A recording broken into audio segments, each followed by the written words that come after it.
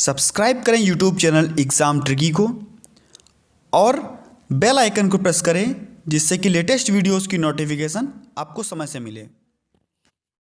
नमस्कार दोस्तों, स्वागत है आपका आपके अपने यूट्यूब चैनल एग्ज़ाम ट्रिकी में। दोस्तों आज हम बात करेंगे most important top 10 question answers पर, यानी कि जो डीएड स्पेशल एजुकेशन के पेपर नंबर 7 के, या कह सकते हैं पेपर आपका education in the emerging Indian society and school administration, जो आपका कॉमन पेपर है, चाहे वह D Ed special education intellectual disability का हो, चाहे वह हेयरिंग इम्पेयरमेंट का हो, चाहे वह विजुअल इम्पेयरमेंट का हो, और चाहे वह सेरेब्रल पाल्सी का हो, ये सभी, क्योंकि यह कॉमन पेपर आपका है और सभी अभ्यर्थियों के लिए मोस्ट इंपॉर्टेंट क्वेश्चंस यहाँ पर हैं। कुछ क्वेश्चंस तो ऐसे हैं जो पेपर में आए हुए हैं और कुछ क्वेश्चंस मैंने अपने तरफ से एक दो नए क्वेश्चंस भी डाले हैं, क्योंकि हर बार पेपर में क्वेश्चंस रिपीट नहीं होते हैं और जो क्वेश्चंस रिपीट होते हैं वो मैं आपको इस वीडियो में बता दूंगा। दोस्तों यह पार्ट 1 है, ऐसे ही आपको 1 से 2 पार्ट में मैं सारे क्वेश्चंस कवर कर दूंगा। तो दोस्तों देखते हैं,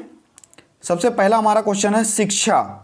और जैसा कि मैंने शिक्षा पर एक पूरी वीडियो अपलोड कर रखी है जहां पर मैंने शिक्षा के बारे में बताया, शिक्षा के स्कोप के बारे में बताया, शिक्षा की डेफिनेशंस बताई, व्यापक अर्थ, संकुचित अर्थ, जितनी भी चीज़ें थी वहां पर मैंने बताए। साथ ही साथ शिक्षा के क्षेत्र कौन कौन से, सारी चीज़ें वहां पर मैंने आपको बताई। तो चलिए देखते हैं, सबसे पहला क्वेश्चन है, मोस्ट इंपॉर्टेंट क्वेश्चन लगाइएगा क्योंकि काफ़ी बार ये पेपर में पूछा गया है कि शिक्षा के अर्थ की परिभाषा दीजिए, यानी कि शिक्षा क्या होती है। और जितना आप लोग, हो सकता है आपसे 2 नंबर में अगर पूछता है, और जो ये क्वेश्चंस मैं आपको बताऊंगा ये आप 2 से 5 नंबर में आप लिख सकते हैं अच्छे से, और ये ऐसे ही क्वेश्चंस आपके आते भी हैं। तो शिक्षा का अर्थ, शिक्षा का अर्थ क्या होता है? सीखने व सिखाने की प्रक्रिया। शिक्षा का अर्थ क्या होता है? सीखने व सिखाने की प्रक्रिया। अगर हम अंग्रेजी के शब्द एजुकेशन की बात करते हैं तो इसमें क्या कहा गया? एजुकेशन जो शब्द है वह लैटिन भाषा से बना हुआ है और लैटिन भाषा के शब्द ई प्लस ड्यूको से बना हुआ है, जिसका ई का अर्थ होता है अंदर से और ड्यूको का अर्थ होता है आगे बढ़ना। यानी कि एजुकेशन शब्द का अर्थ कह सकते हैं कि बच्चे की आंतरिक शक्तियों को बाहर की ओर प्रकट करना। ऐसे हम कह सकते हैं कि बच्चे की जन्मजात शक्तियों का सर्वांगीण विकास करना। यानी कि सर्वांगीण विकास जब होगा तो सर्वांगीण विकास की बात की जाती है इसके अंतर्गत। दोस्तों कह सकते हैं कि व्यापक अर्थ में भी इसकी काफ़ी सारी डेफिनेशंस मैंने आपको वहां पर बताई। और एक जो इंपॉर्टेंट दार्शनिक, अगर हम कह सकते हैं कि दार्शनिकों के अनुसार स्वामी विवेकानंद जी की बात आती है, और जब स्वामी विवेकानंद जी की बात आती है, अगर आपसे पूछता है कि दार्शनिकों के अनुसार शिक्षा की परिभाषा दीजिए, तो स्वामी विवेकानंद की बात आती है। और विवेकानंद ने क्या कहा था? मनुष्य की अंतर्निहित शक्तियों की पूर्णता की अभिव्यक्ति को करना ही शिक्षा है। यानी कि जो मनुष्य की अंतर्निहित शक्तियां हैं इसको पूर्ण करना, इसकी अभिव्यक्ति करना ही क्या है? शिक्षा है। ऐसे ही हम कह सकते हैं, अगर व्यापक अर्थ में आपसे पूछता है कि व्यापक अर्थ में शिक्षा की परिभाषा बताइए, तो व्यापक अर्थ में मैंने आपको बताया था एसएस मैकेंजी के अनुसार। और वहां पर एसएस मैकेंजी ने क्या कहा था? एसएस मैकेंजी के अनुसार, और एसएस मैकेंजी ने क्या कहा था शिक्षा के बारे में? व्यापक दृष्टि से शिक्षा जीवन पर्यंत चलने वाली प्रक्रिया है, वह जीवन के प्रत्येक अनुभव के द्वारा इसका विकास होता है। तो यह कहा गया था आपका व्यापक अर्थ में। ऐसे कभी ऐसे भी पूछ सकता है कि शिक्षा का संकुचित अर्थ में परिभाषा दीजिए, यानी कि संकुचित अर्थ में शिक्षा की परिभाषा दीजिए। मैं आपको सारी चीजें बता दूंगा, आपसे क्वेश्चन छूटेगा नहीं। संकुचित अर्थ में शिक्षा की परिभाषा दीजिए। कभी आपसे पूछेगा शिक्षा की परिभाषा, कभी आपसे व्यापक अर्थ में शिक्षा की परिभाषा, कभी हो सकता है संकुचित में पूछ दे, या कभी आपसे दार्शनिक में पूछ दे। तो संकुचित अर्थ में भी आपसे एसएस मैकेंजी ने क्या कहा था? संकुचित अर्थ में क्या कहा था? संकुचित अर्थ में शिक्षा का अभिप्राय हमारी शक्तियों का विकास, उन्नति के लिए चेतनापूर्ण किए गए किसी भी प्रयास से हो सकता है। तो दोस्तों ऐसा कहा था एसएस मैकेंजी ने। मैंने आपको दार्शनिकों के अनुसार बताया, और दार्शनिकों के अनुसार दोस्तों एक और मोस्ट इंपॉर्टेंट परिभाषा लगाइएगा जगत गुरु शंकराचार्य के अनुसार। जगत गुरु शंकराचार्य के अनुसार, और इन्होंने क्या कहा था? सा विद्या या विमुक्ते इसका अर्थ क्या होता है? विद्या वह है जो मुक्ति दिलाए, अर्थात विद्या वह है जो मुक्ति दिलाए। ऐसे ही तो दोस्तों ये आपका जो पहला क्वेश्चन मैंने आपको सारे तरीकों से बताया, शिक्षा के लिए डेफिनेशंस भी बताई, शिक्षा शब्द का अर्थ भी बताया। अब हम बात करते हैं विशेष शिक्षा, जो कभी कभी पूछ देता है कि विशेष शिक्षा के उद्देश्यों के लिखिए। खास करके जो वीआई के स्टूडेंट्स हैं उनमें यह क्वेश्चन पूछा जा चुका है और हो सकता है कि आगे आईटी के स्टूडेंट्स को भी यह क्वेश्चन देखने को मिले। तो किसी को भी छोड़ना नहीं है, किसी भी क्वेश्चन को छोड़ना नहीं है। बात हो रही है जब सभी की, तो सारे क्वेश्चंस आपको कवर करते चलना है। शिक्षा का उद्देश्य, विशेष शिक्षा के उद्देश्य की बात हो रही है। और कभी कभी आपसे पूछ देगा कि सामान्य शिक्षा के उद्देश्यों को लिखिए। अगर बात होती है विशेष शिक्षा के उद्देश्यों की, तो आप देख सकते हैं शीघ्र पहचान व हस्तक्षेप। आप सभी को पता है कि जब बच्चे का शीघ्र पहचान किया जाएगा, बच्चे की शीघ्र पहचान करने के बाद में शीघ्र हस्तक्षेप किया जाएगा, उसकी अक्षमता जो है उसको रोका जा सकता है। शीघ्र पहचान करने के बाद जब शीघ्र हस्तक्षेप किया जाएगा तो जो भी उसके अंदर अक्षमता है उसको रोका जा सकता है शीघ्र हस्तक्षेप के द्वारा। सामाजिक जागरूकता, सभी को पता है कि हमारे समाज में कितनी कुरीतियां पहले थी, कितने अंधविश्वास थे दिव्यांग बच्चों को लेकर के। तो जब सामाजिक जागरूकता बढ़ेगी तो क्या होगा, ये सब जो कुरीतियां हैं, अंधविश्वास हैं, इससे लोग, समाज हमारा दूर होगा और इन बच्चों को अपनाएगा। और जब जागरूकता होगी तो जो भी कमियां रह जाती हैं, जिन कारणों से ये बच्चे होते हैं, तो उनको भी दूर किया जा सकता है। तो इस प्रकार से सामाजिक जागरूकता जब जैसे जैसे बढ़ेगी वैसे ही कुरीतियां दूर होंगी। ये सब उद्देश्य हैं सामाजिक शिक्षा यानी कि विशेष शिक्षा के। नेक्स्ट आपका नकारात्मक विचारों का अंत। आप सभी को पता है कि जितने भी नकारात्मक विचार चलते हैं उनका अंत किया जाए और सकारात्मक विचारों का, पॉजिटिव विचारों का आदान प्रदान किया जाए, तो यह भी विशेष शिक्षा का एक उद्देश्य है। अक्षम व्यक्तियों को समाज की मुख्य धारा से जोड़ना, दोस्तों मोस्ट इंपॉर्टेंट लगेगा। कभी भी आपसे अगर पूछता है तो अगर आप ये पॉइंट लिखते हैं तो मोस्ट इंपॉर्टेंट है आपके। अक्षम व्यक्ति, जो भी दिव्यांग बच्चे हैं, चाहे वह ओएच कैटेगरी के हों, चाहे वह आईडी के हों, चाहे वह वीआई के हों, चाहे वह एचआई के हों, चाहे वह सीपी के हों, सभी बच्चों को समाज की एक मुख्य धारा से जोड़ना, समाज में लाकर के समाज के साथ में उनको चलना सिखाना, उनको आत्मनिर्भर बनाना। नेक्स्ट आपका व्यवसायिक कौशलों का विकास, क्योंकि अगर जब बच्चे व्यवसायिक कौशल करना सीख जाएंगे, व्यवसाय सीख जाएंगे, तो उनके जो आगे की जिंदगी है वो अच्छे से गुजर सकेगी और अच्छे व्यवसाय का, सही व्यवसाय का उनको चुनाव कराना। मानव संसाधन का विकास, जो भी संसाधन, जो भी उनके रिसोर्सेज हैं उनका विकास करना, जैसा कि काफ़ी सारी चीज़ें हैं सरकार करती भी है और आगे भी करती रहेगी। तो नेक्स्ट देखते हैं आपका तीसरा क्वेश्चन जो है, मूल्यपरक शिक्षा को परिभाषित कीजिए। दोस्तों इस पर भी पूरी की पूरी वीडियो बन चुकी है और अपलोड भी की जा चुकी है। अगर आप लोग देखना चाहते हैं तो आप लोग हमारे वीडियो के, जो भी हमारा चैनल, उसके वीडियो के प्लेलिस्ट में जाकर के आप लोग वीडियोस को देख सकते हैं। और मोस्ट इंपॉर्टेंट लगाइएगा वीडियो, आपसे मूल्यपरक शिक्षा या कहता है वैल्यू एजुकेशन, यानी कि वैल्यू एजुकेशन की जब बात होती है, वैल्यू एजुकेशन की बात होती है, तो मैंने वहां पर आपको भी बताया था और यहां पर भी बताता हूं। यहां वैल्यू एजुकेशन क्या होती है? नैतिक शिक्षा हमारी कह सकते हैं, सामाजिक शिक्षा हम कह सकते हैं। तो ये सब चीजें वैल्यू एजुकेशन के अंतर्गत आती हैं। और सीवी गुड जी के अनुसार क्या परिभाषा थी?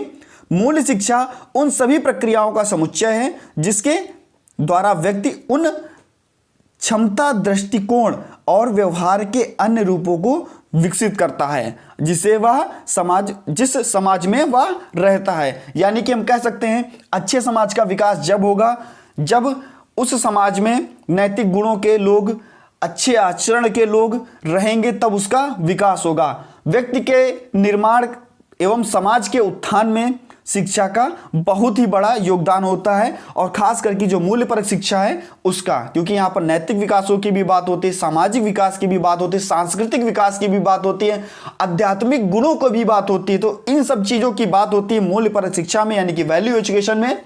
तो आगे देखते हैं आपका नेक्स्ट क्वेश्चन। दोस्तों ज्यादा से ज्यादा वीडियो को शेयर कर दीजिएगा सभी अभ्यर्थियों के पास। चैनल पर यदि नए थे तो चैनल को सब्सक्राइब कर लीजिएगा और सब्सक्राइब करने के बाद में बेल आइकन को जरूर प्रेस कर लीजिएगा, जिससे कि नए वीडियोस की नोटिफिकेशन आपको समय से मिलती रहेगी। टेलीग्राम ग्रुप से दोस्तों जुड़ने के लिए आप लोग इस वीडियो के डिस्क्रिप्शन बॉक्स में आपको लिंक मिल जाएगा, आप हमारे टेलीग्राम ग्रुप से जुड़ सकते हैं और काफ़ी सारी वीडियोज़ की लिंक वहाँ पर आपको मिल जाएंगी। और जितनी भी जानकारियाँ होती हैं चैनल के बाद वहीं पर अपलोड की जाती हैं। बात होती है पूर्व व्यावसायिक शिक्षा की, यानी कि आपको मैंने पहले भी बताया था, एक बार क्वेश्चन पूछा गया था कि पूर्व व्यावसायिक शिक्षा की जो एज होती है वो कितनी होती है। तो दोस्तों FACP के अनुसार, functional assessment checklist for programming के अनुसार दोस्तों 15 से 18 वर्ष होती है पूर्व व्यावसायिक शिक्षा की आयु। तो दोस्तों यहाँ पर देखते हैं, इसके अलावा आप अगर FACP भी पढ़ना चाहते हैं तो आप लोग कमेंट सेक्शन में बता सकते हैं। तो ये मैं जो आपका चेकलिस्ट है FACP, इसको मैं पढ़ा सकता हूँ। पूर्व व्यावसायिक शिक्षा से क्या तात्पर्य होता है? ऐसी शिक्षा से है जो बालक को व्यावसायिक शिक्षा ग्रहण करने से पूर्व आवश्यकताओं को उपलब्ध कराती है। मान लीजिए आप बच्चे को पूर्व व्यावसायिक शिक्षा दे रहे हैं, तो उसके अंतर्गत दोस्तों क्या होता है, बच्चा किसी भी चीज़ को सीख रहा है। अब मान लीजिए बच्चा छोटा है तो अंग्रेजी पढ़ना लिखना जब वो सीखेगा, जब वो अक्षरों को सीखेगा, जब उसको अक्षर आते होंगे तभी वह पढ़ना लिखना सीखेगा। ऐसे ही पूर्व व्यावसायिक शिक्षा की जब बात होती है, व्यवसाय करने से पूर्व जो भी शिक्षा उसको दी जाती है जिससे वह नए और सही व्यवसाय का चुनाव कर सके, सही व्यवसाय को चुन सके, सही व्यवसाय उसके ढंग का हो, तो वो पूर्व व्यावसायिक शिक्षा के अंतर्गत आता है। मानसिक मंदता या कह सकते हैं बौद्धिक अक्षमता की स्थिति में बालक जब 15 से 18 वर्ष की आयु का होता है तो वह पूर्व व्यावसायिक शिक्षा उसको प्रदान की जाती है। और नेक्स्ट आपका जो टॉपिक है, आदर्शवाद को परिभाषित कीजिए। मोस्ट इंपॉर्टेंट लगाइएगा, वेरी वेरी इंपॉर्टेंट लगाइएगा। यहाँ पर काफ़ी बार पेपर में पूछा गया, मोस्ट इंपॉर्टेंट जितनी बार लगा सकते हैं लगा लीजिए और याद करके जाइएगा। आदर्शवाद को परिभाषित कीजिए। यहाँ पर मैंने दो डेफिनेशंस लिखी हैं, DM दत्ता के अनुसार और रॉस के अनुसार। JS रॉस ने क्या कहा था आदर्शवाद के बारे में और DM दत्ता जी ने क्या कहा था आदर्शवाद के बारे में। तो बात करते हैं रॉस की और DM दत्ता की। DM दत्ता जी ने कहा था आदर्शवाद वह सिद्धांत है जो अंतिम सत्ता आध्यात्मिकता को मानता है। यानी कि जब आप लोग आदर्शवाद पढ़े होंगे तो वहां पर बात हो रही होगी, काफी सारे आदर्शवादी हैं, ब्रूवेकर हुए, आपके DM दत्ता हुए, इन्होंने जो डेफिनेशंस दी काफी अच्छी दी। और आइडियलिज्म जो शब्द आप लोग यूज करते हैं आदर्शवाद के लिए, यह भी काफी इंपॉर्टेंट है। बात होती है जब सत्यम शिवम और सुंदरम की, तो यहां पर भी आदर्शवाद की बात होती है। और यहां पर क्या कहा गया था, जो भौतिक हमारा जगत है वह क्या है, नश्वर है और परिवर्तनशील है। सत्य को स्थायी और अपरिवर्तनशील होना चाहिए, ऐसा कहा गया था दोस्तों आदर्शवाद में। सत्य को कैसा होना चाहिए, स्थायी होना चाहिए और अपरिवर्तनशील होना चाहिए। भौतिक जगत जो हमारा है वो क्या है, नश्वर है। और बात की गई थी कि जो शिव है वही सत्य है और जो सत्य है वही सुंदर है, अर्थात सत्यम शिवम सुंदरम की बात की गई थी। बात करते हैं रॉस के अनुसार दोस्तों डेफिनेशन क्या दी गई आदर्शवादियों ने, कि अनेक रूप हैं। रॉस ने कहा आदर्शवादियों के अनेक रूप हैं और किंतु सबका सार यही है, यानी कि जितने भी रूप हैं सबका सार यही है, मन आत्मा ही इस जगत का पदार्थ है और मानसिक रूप सत्य है। जो हमारा मानसिक रूप है वो सत्य है, हमारा मन हमारा आत्मा ही इस जगत का पदार्थ है, बाकी सब मोह माया है, ऐसा कहा गया आपका आदर्शवाद में।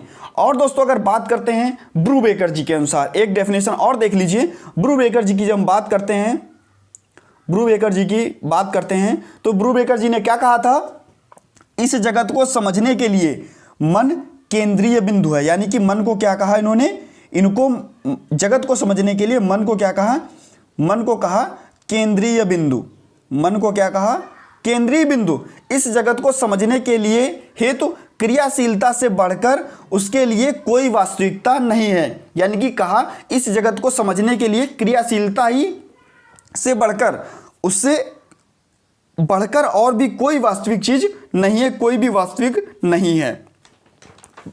और दोस्तों ऐसे ही अगर हम बात करते हैं नेक्स्ट क्वेश्चन की आपकी, तो आदर्शवाद के उद्देश्य, नया क्वेश्चन है, आपसे पूछा जा सकता है कि आदर्शवाद शिक्षा के उद्देश्य क्या होते हैं, आदर्शवादी शिक्षा के आखिरकार उद्देश्य क्या थे।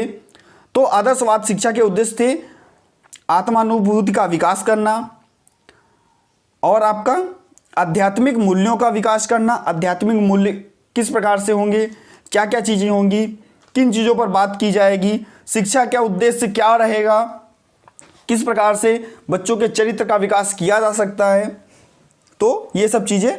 नेक्स्ट आपका बालक के व्यक्तित्व का उन्नयन, जो भी उसकी पर्सनालिटी है उसको ऊपर किया जाए जिससे कि उसको लाभ मिले, बच्चे सुखी रहें, सर्वांगीण व्यक्तित्व का विकास हो सके और उनको किसी भी चीज़ को समझने में मदद मिले। जैसा कि इसमें बताया गया था कि जो सत्य है वो अपरिवर्तनशील है, उसको परिवर्तित नहीं किया जाना चाहिए, ऐसा कहा गया था आदर्शवादियों के अनुसार।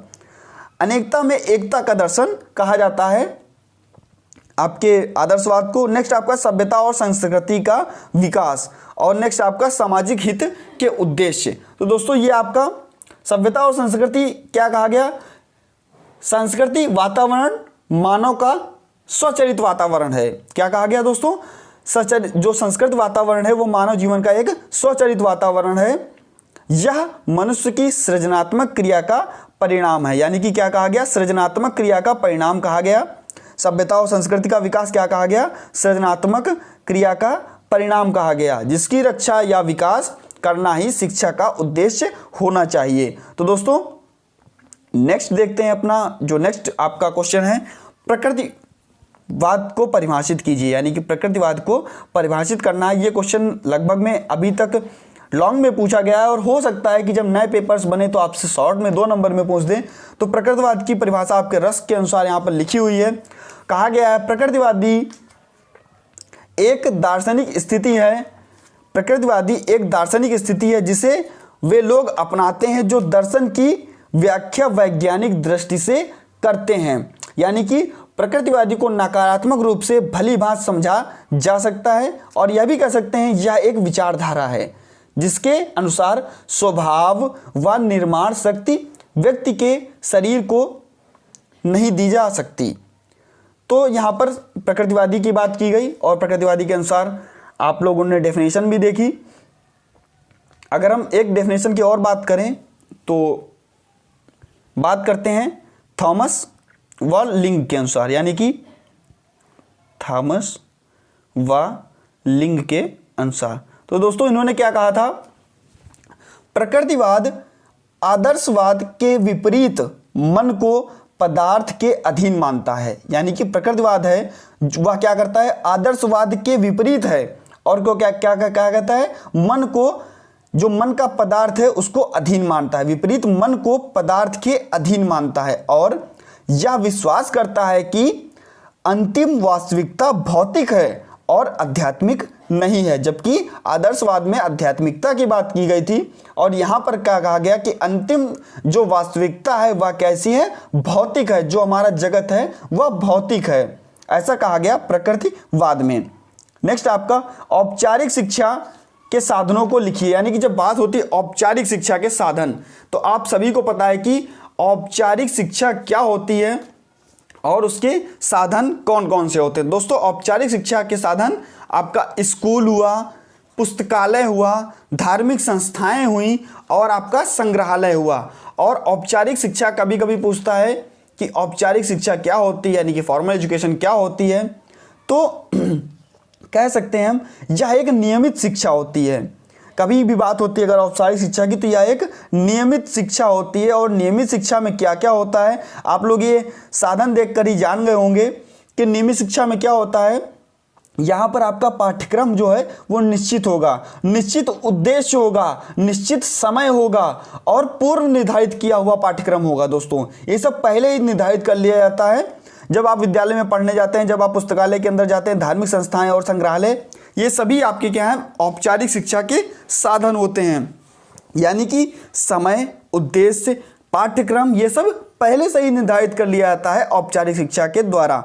मोस्ट इंपॉर्टेंट क्वेश्चन आपका औपचारिक शिक्षा की परिभाषा दीजिए, काफी बार पेपर में पूछा गया दोस्तों क्वेश्चन है, वेरी वेरी इंपॉर्टेंट यहाँ पर लगाइएगा, वेरी वेरी इंपॉर्टेंट लगाइएगा यहाँ पर कि औपचारिक शिक्षा की परिभाषा दीजिए। दोस्तों बात होती है जॉन डीवी के अनुसार, अभी मैंने आपको औपचारिक शिक्षा के बारे में बताया। अब जॉन डीवी ने औपचारिक शिक्षा के बारे में क्या कहा, थोड़ी बात कर लेते हैं इस पर। औपचारिक शिक्षा के बारे में क्या कहा गया, औपचारिक शिक्षा के बिना जटिल समाज के साधनों व उपलब्धियों को स्थानांतरित करना संभव नहीं है। यह एक ऐसे अनुभव प्राप्ति का द्वार खोलती है जिसको छात्र दूसरे के साथ रहकर अनौपचारिक, यानी कि अनौपचारिक शिक्षा क्या होती है, कहीं पर भी किसी भी समय जो भी आप सीखते हैं समाज में रहकर के, घर में रहकर के, वो क्या होती है आपकी अनौपचारिक शिक्षा होती है। लेकिन औपचारिक शिक्षा क्या होती है, आप विद्यालय हुआ, धार्मिक संस्थाएं हुई, यहीं पर आप पाठ्यक्रम के द्वारा सीखते हैं, समय आपका निर्धारित रहता है। तो यहाँ पर क्या कहा गया, जिसके द्वारा जिसको दूसरे छात्र दूसरों के साथ रहकर अनौपचारिक शिक्षा के द्वारा नहीं सीख सकता या नहीं प्राप्त कर सकता, यानी कि प्राप्त वहीं पर होगा जहां पर पाठ्यक्रम निश्चित होगा, जहां पर समय निश्चित होगा, वहीं पर हम प्राप्त कर सकते हैं औपचारिक शिक्षा को। नेक्स्ट आपका एक ऐसे भी क्वेश्चन बन सकता है कि औपचारिक शिक्षा के लाभ लिखिए। औपचारिक शिक्षा के लाभों को लिखिए। 2 नंबर में आपसे पूछ सकता है कि औपचारिक शिक्षा के लाभ लिखिए, क्योंकि काफ़ी बार पेपर में आ चुका है क्वेश्चन, और औपचारिक शिक्षा के लाभ आपसे पूछ सकता है, तो आप 4 से 5 लाभ लिखेंगे। यह शिक्षा आयोजन, नियोजन तथा प्रयत्नशील उपायों द्वारा प्रदान की जाती है। पहला आपका लाभ ये हो गया। दूसरा क्या होगा, औपचारिक शिक्षा मूलतः विद्यालयों द्वारा प्रदान की जाती है, यानी कि मैंने आपको भी साधन क्या बताए थे, स्कूल, पुस्तकालय, धार्मिक संस्थाएं और संग्रहालय। तो ये जो आपकी शिक्षा है ये विद्यालयों द्वारा प्रदान की जाती है। नेक्स्ट आपका, इसका प्रारंभ विद्यालय जाने पर ही होता है, यानी कि जब बच्चा विद्यालय जाएगा तभी इसका प्रारंभ होगा, और अंत कब होगा, विद्यालय से जब बाहर आ जाएगा, विद्यालय को छोड़ देगा, तब इसका अंत हो जाएगा। यानी कि विद्यालय में निश्चित पाठ्यक्रम, निश्चित समय, सब चीज़ें औपचारिक शिक्षा के दौरान आती हैं। लेकिन जैसे ही विद्यालय से बच्चा बाहर निकलता है तो क्या होता है, औपचारिक शिक्षा वहाँ से छूट जाती है, अलग हो जाती है। यह भी एक लाभ है या विशेषता भी कह सकते हैं। यह शिक्षा भौतिक मूल्यों से जुड़ी होती है और भौतिक साधनों को जुटाने के लिए जो उपयोग में लाई जाती है। यानी कि भौतिक मूल्य क्या होते हैं आपके, आप नौकरी करना चाहते हैं तो आपको औपचारिक शिक्षा से मिलेगी, ना कि अनौपचारिक शिक्षा से। आप भौतिक साधनों को जुटाना चाहते हैं, जो भी आपकी ज़रूरतें हैं उनको जुटाना चाहते हैं, इसके लिए आप क्या कौन सी शिक्षा ग्रहण करेंगे, औपचारिक शिक्षा। अब बात करते हैं जो आपका नेक्स्ट और लास्ट क्वेश्चन है दोस्तों इस वीडियो का, अनौपचारिक शिक्षा। दोस्तों ज़्यादा से ज़्यादा वीडियो को अपने मित्रों के पास शेयर कर दीजिएगा, जिससे उनको भी लाभ मिल सके।